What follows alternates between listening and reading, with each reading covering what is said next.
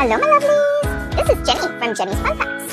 We just want to take a moment to thank you so much, Pete Eats Meal Preps, for sponsoring our episodes. New menu out every Friday, order by Sunday, delivered fresh by Tuesday. And guess what? They deliver to all Montreal surrounding areas as well. Healthy, fresh, and delivered to your door for free. Add them and our podcast on Instagram at p.eats_P as in Peter, R-E-P as in Peter, S. Thanks, Pete Eats Meal Preps.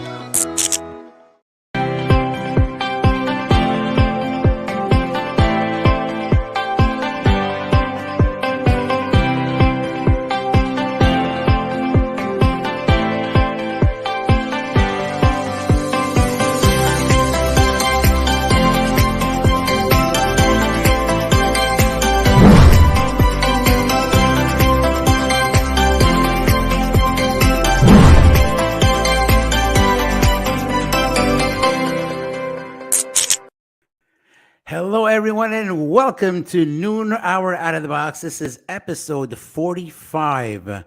We're only 5 episodes away from hitting the big 5-0, and that's going to be a landmark on our show. I'm Robert D'Alessio, and I am the co-host of Noon Hour Out of the Box. Esther is not able to be with us today. She is, however, there in spirit. There you go.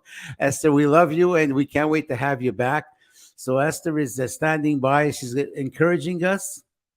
And Esther, we hope you get well soon. To fill in for Esther today, well, she did such a great job the last time. We're bringing her back. Producer of Noon Hour Out of the Box. Here she is, Jenny DuHaime. Hey, Jen, Rob. nice to have you back. Thank you for having me back. I Great. do hope that Esther feels much better. We do miss her. She's a warrior, and she's got our blood in her. She's gonna pull through. She'll be okay. I'm sure she will be. Esther. I'm so used to saying Esther. Oh my God, here we go. Yeah, Esther. Hello, Esther. Jenny, tell us, we have a really fun-packed show today. We have a lot of information coming our way. This is all about yoga. So tell us, Jen, more or less what the audience could expect on today's show. Yeah, well, today we're going to be meeting with a specialist in yoga and meditation. And let's talk a little bit about yoga. Yoga was born in India. It said that 3 important religions, including Hinduism, Buddhism, and Jainism, were derived from India, were inspired from those ancient important texts. So yoga is considered an ancient art and science philosophy. So sacred texts such as Yoga Vasishtha, and of course I'm going to hash these out as best as I can, but Yoga Vasishtha, Yoga Upanishads, Hatha Yoga Pradipika, which means to cast light, Shiva Sutras, Vijnana Bhairava, and Shiva Samhita, including other texts, are the source of what we call yoga today. I can swear you're from India. You have no accent at all. You just went right through that. Wow, great job, Jen. No wonder you're great. You're a great voiceover artist. That explains it. So, Jen, we have an amazing guest standing by. Without further ado, you got a fun-packed show, lots of information coming our way. Without further ado, let us bring on our guest. So our guest is coming to you live from Oakville, Ontario. She's a social wellness coach, and she's a lot of fun. Ladies and gentlemen, here she is, our guest today on Noon Hour Out of the Box, Mellssa Berry. Hi. Mellssa, welcome to Noon Hour Out of the Box. Thank you so much for coming here. Thank you so much for inviting me today. It's going to be fun.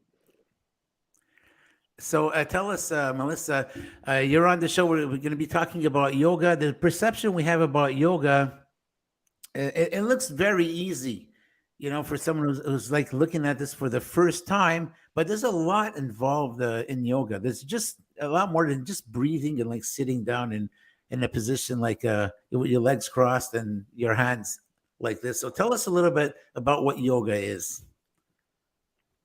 So in my view, most people in the Western, I know it's very different from, like, for example, if you join for a spiritual reason, it's very different. Most people in the Western world would choose to do yoga for flexibility purposes. So most would be, I can't touch my toe, my back hurts, I'll go for that. Yes, it could be very complex, but with the right type of class, the right teacher to teach you, you can very well do yoga. There's so many different ways to do it. You can include so many different props like blocks and books and pillows to help you. So it's, yes, there's this view that people have, but it's not the reality of most classes in the background. So, Jen, go ahead. So, Mellssa, you bring so much to our table today. Your experience in training is overwhelming from what we could see from your website. And maybe you could let us know what your website is. Yeah, so you can find me at, so it's be there or be square, like the saying, but it's spelled B, like the insect. So be there or be square yoga.com. Perfect. And we also see that now you're an althealth.me channel champion, and that will bring new perspectives to those that are in need as well. So tell us a little bit, how do you place yourself now in althealth.me as a channel champion? What does that mean to the community, the health community? I was actually very excited because I started my blog about 4 months ago now. And after doing my teacher training, what happened is I had all this information in my brain, and I've been in the fitness and health industry for about 10 years now. And I wanted to share everything, but it takes a little while to actually build your business. So I thought that opening up a blog and providing that information to people that just could be free information and free resources would be a great way to share what I knew, and also to just gain more the title of being an expert in my field. And I'm not quite there yet, but I'm working on that. And providing that information to Alt Health just fit so nicely with what I was doing, because yoga is an alternative form of fitness and medicine. And there's so much information that people don't know about. And it's unfortunate that most that I've heard is, I can touch my toe, I can do yoga, which doesn't really work together. Well, I must be a great candidate because I'm touching my toe right now, so I'll be good. Mellssa, when Jenny and I think of yoga, considering we're not well versed, we think of the plank position. We think of the three-legged downward facing dog. I'm not sure how we can do that with 3 legs. We only got 2. We think of the lotus and other positions like a twister game. So tell us a little bit about, a little bit more about yoga. So as I mentioned before, there's different type of classes you can join. If you've never done yoga before, definitely go for a beginner's class. Most that I talked to made that error of joining a hot yoga class because that just sounds fun for fitness. And it's a terrible experience. Don't ever do that.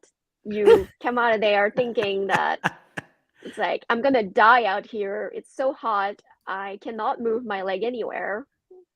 And it makes no sense. I wish I would have known 10 years ago that like there's a such things as beginner yoga, and you need to actually learn like anything else you actually come up with.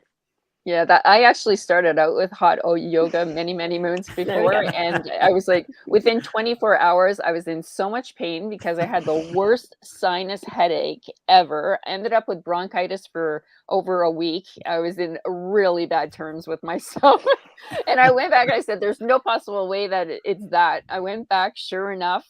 Same thing. I'm like, never doing it again.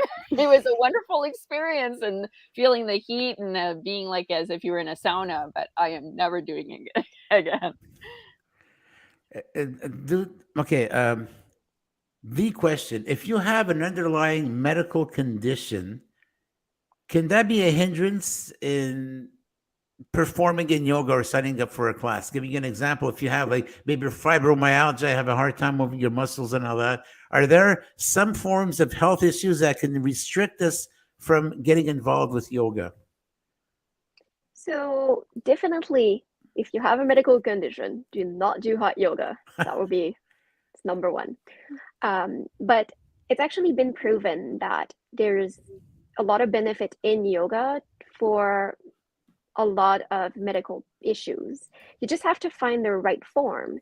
As much as you can have like that crazy person doing a lotus on top of a mountain, which most people cannot do lotus, just so you know, that's not accessible to most. But there's also so many different type of yoga, and then one of them is restorative, which involves a lot of pillows and a lot of blankets, and you get comfortable and you stay in each position for about 10 minutes. And it's like there's no way that you could hurt yourself from doing that. So Esther, who's part of our audience today, she's got a question. She goes, do you think there's an age limit for starting yoga? And which type would you suggest for someone 65 years old or older? So for sure, if you've never done yoga before, yoga for beginner is the best, or known also as a slow flow, which is just going to be a lot easier. And it's gonna have basically the difference with yoga for beginner is you're gonna have more instructions, and the person, instead of going from using your breath for each different motion, like in a vinyasa class, you would physically just take more time into each position and then move on from places to places. And also Yin Yoga, which is another form of yoga, I would definitely start with that, which is more into the meditative state, and it's very good to improve without putting too much strain on your wrists and your upper body, because it's mostly working on the hips and the legs, which I find, especially as you get older, unfortunately, your wrist, like doing down dog is very, very heavy on the wrist, and might not be the best place to start with. And another thing, there's also a specialized class called chair yoga, which would be very, very good for anyone that has a little hard time just even, I know I'm laughing about touching your toes, but unfortunately a lot of people cannot touch their toes.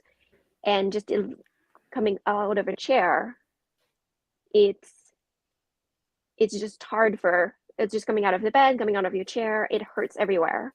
So doing chair yoga helps. It's basically, it sounds like it is you do yoga on a chair, and that helps you to support yourself. So the question is, yes, it depends on where you are in life.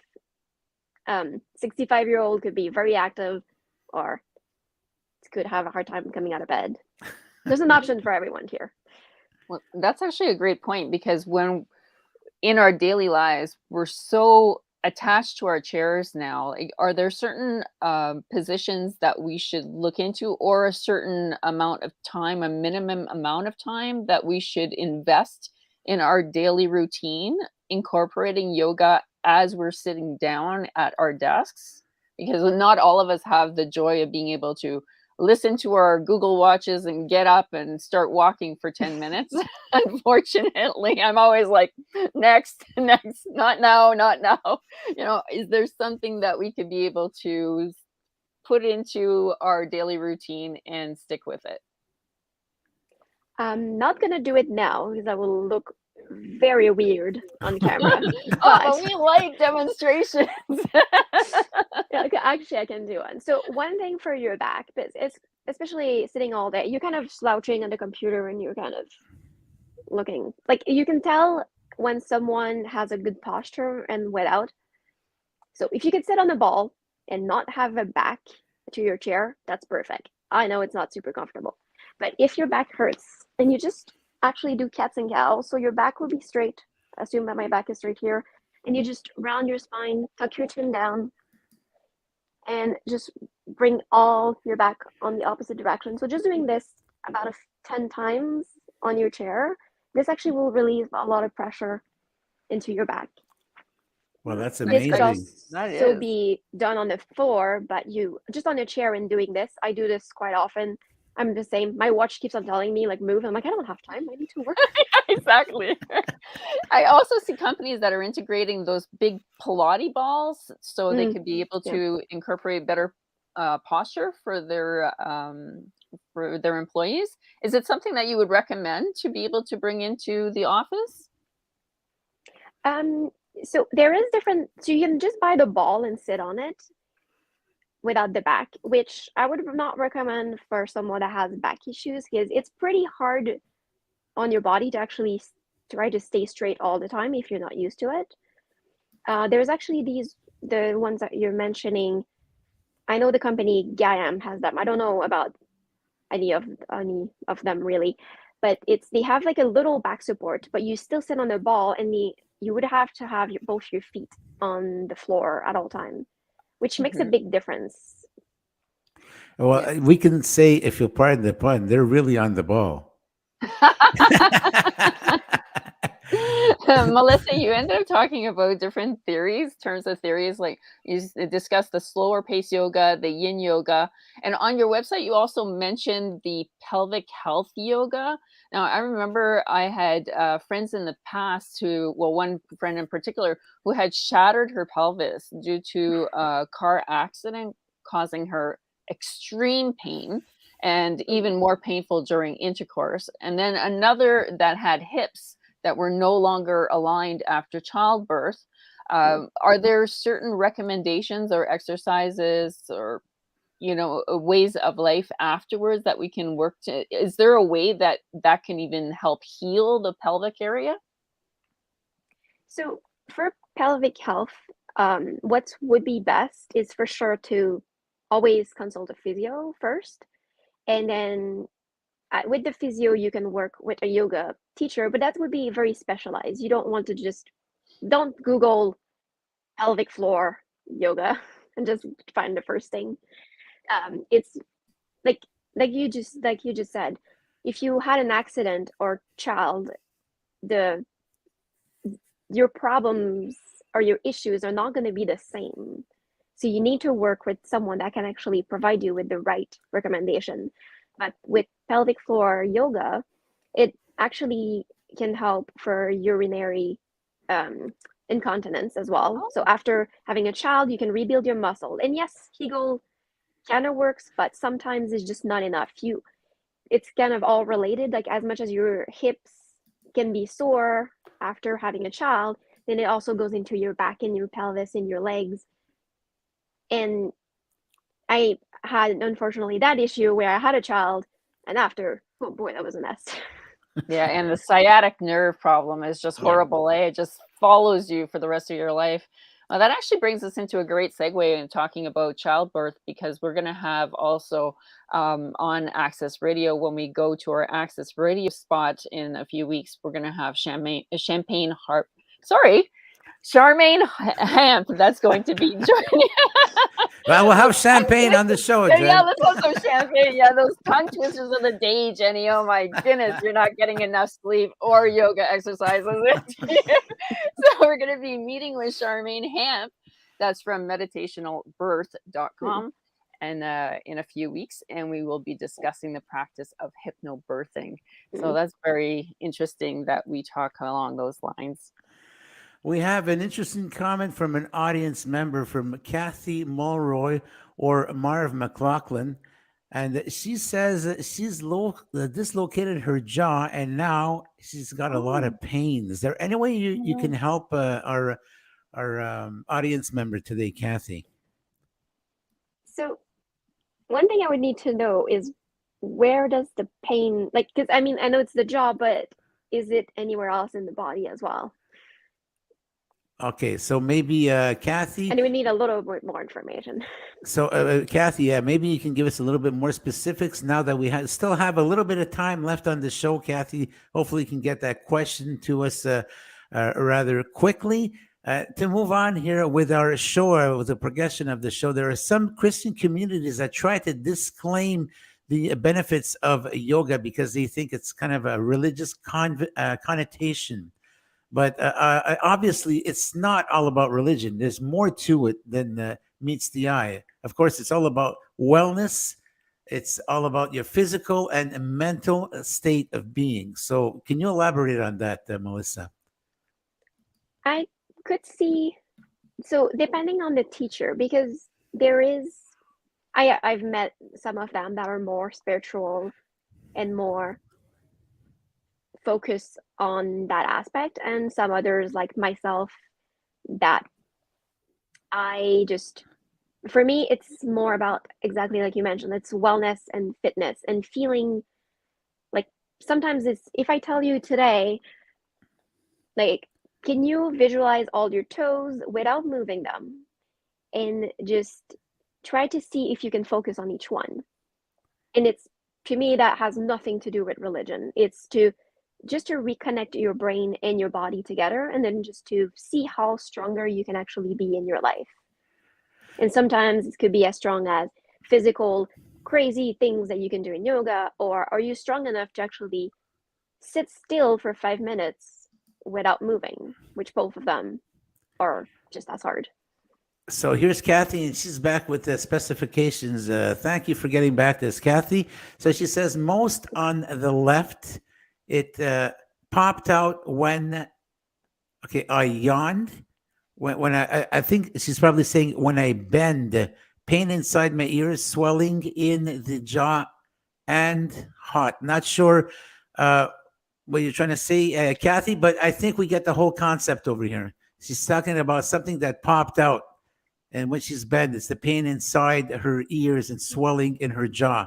So is that enough information for you, Mellssa, in order for you to go on and make some recommendations for Kathy? I would recommend to go see your physio or health doctor.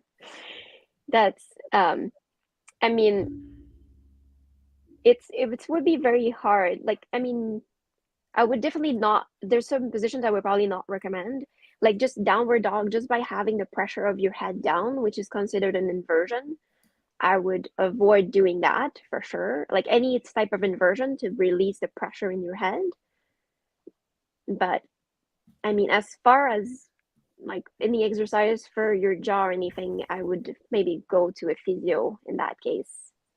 Okay, so Esther, she's got a recommendation here. She says, dentist can make a mouth guard. And Esther is close to a dentist. She's got some experience in the dental world because someone in her surroundings is a dentist, and I know she knows what she's talking about. Is that something that Kathy could look into? What Esther's recommendation is? Mellssa, what do you think? Is that something that Kathy could look into for the dentist? Yeah, so definitely if she has gone to the physio and the doctor already, then anything like jaw related, I mean, I would just avoid putting as much pressure to herself as much as she can. And some position in yoga actually would not be recommended. But yes, definitely the dentist would be able to also assist in anything. I would feel very uncomfortable recommending anything just with that information, unfortunately.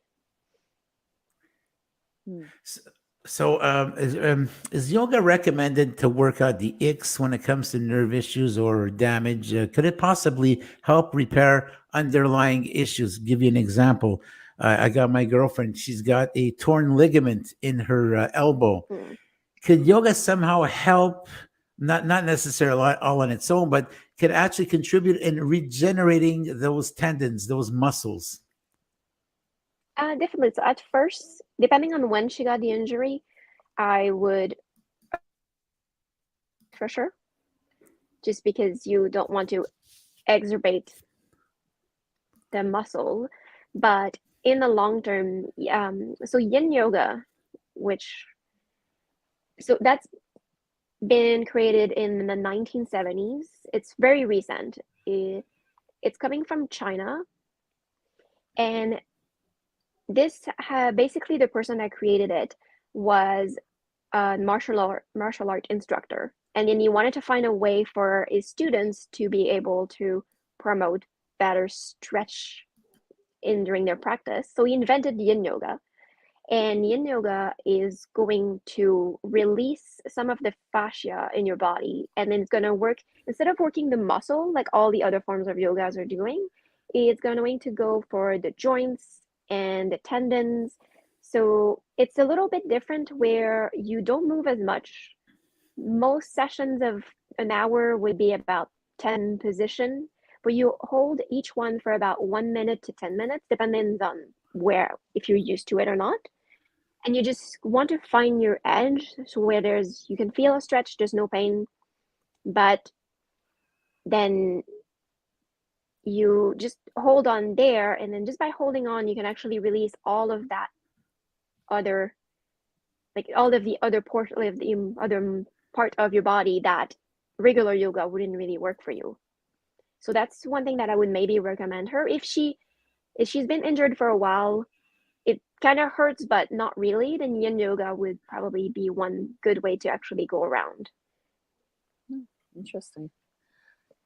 Earlier, we talked about religion, which also speaks closely to prayer when you're becoming one with yourself or becoming one with God. We also have meditation that's related to yoga, and you're a licensed meditation practitioner. So what does that entail, and can you give us an example of those healing practices? So for sure, the meditations that I provide will not be spiritual because I don't have that background. I would feel very uncomfortable offering something that I don't have. So for me, mostly meditation is to reduce stress and anxiety. It's to promote a better understanding of your own body. Even like most people don't even know what's happening in their own body. You just don't listen, unfortunately. And there is some forms of meditation that can help you better answer questions in your life. It could help you learn a little bit more about the way that you think or the relationship between certain parts of your body and your brain, and just kind of giving that connection back to yourself. Yeah. I remember when I was about 6 or 7 years old, my parents ended up bringing me to a center where we actually it was a meditation center. And being a 6 or 7-year-old kid, kids are mostly afraid of the dark. And so they ended up bringing me into this back room, a stranger, right? All dressed in this wonderful black suit, brought me into the back room and put me in the room and said, I want you to sit on the chair, but when I leave, you're going to get up and you're going to close your eyes. You're going to walk around the chair. And he gave me a key word. So it was like a mantra word. This word belongs to you, only you. You are not to share it with anybody for the rest of your life, but this word will follow you for the rest of your life. So yes, sure enough, he leaves the room, turns off the light. I'm left alone, and now I have to walk around this chair. And so every week or every so often we go back and I'd go into that practice. And eventually I became one with the room, and it did help center me. I could blindly walk around the room, and it was as if I was already seeing it, regardless if my eyes were closed. That's amazing. Yeah, it's pretty neat. My question, were you barefoot? Do you remember? No, I don't remember. That's a good question, though. That it would have grounded me to the floor. Exactly. Yeah, that's what I'm made thinking. me aware of my surroundings. Yeah, that's a very good question. I remember we had to take off our shoes, though, and then bringing the flowers to what I envisioned to be like the Maharaja of the person that was sitting there, greeting us. It's a beautiful experience. Well, I'm intrigued right now with the exchange you just had, Jenny and Mellssa. Barefoot, so that means being grounded. I'm curious. Can you elaborate a little bit more on that? What if you have shoes? Is there something that hinders you from actually being more connected? Can you elaborate on that a little bit more, Mellssa? Oh, how much time do you have? Well, let's say we have about 5-10 minutes left. That's okay. That's just the joke. So even before in being invested in yoga, I do not like shoes. It doesn't work for me. If I could, not living in Canada, I would probably not wear shoes. And so basically my thought behind it is shoes are like a cast. So unfortunately, big companies decided around the middle, like 1980s, 1990s, that you would need to have a heel to be more comfortable. which personally, it makes no sense whatsoever unless you actually have a medical condition that needs you to have like heels and special shoes. You should be able, as a person, to support yourself all the time on your foot. And the reason why it hurts when you actually walk barefoot anywhere or you stand too long in one position is because you're not used to. Because unfortunately, wearing shoes every day will decrease your muscle from actually working for themselves.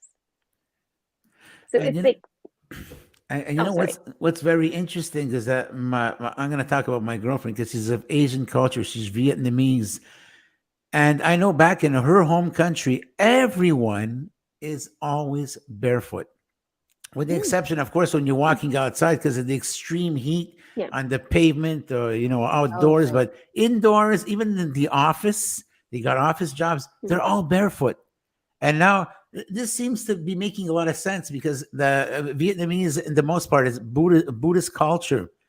And I'm sure that somehow during their work day, they must be incorporating meditation, yoga into their work day. Is that something that's common practice, according to you, Mellssa? in the West, absolutely not. I look like a crazy person going in the office barefoot. How about in Asia? In Asia especially, because we see that a lot. Also, I know that in other culture, if you go outside, you have either like little shoes that have little platforms. So you basically just wear shoes to protect you from the rocks and the dirts and because it hurts. I mean, walking on rocks doesn't feel good. But you want to have as little as possible, and then most of them would just wear sandals.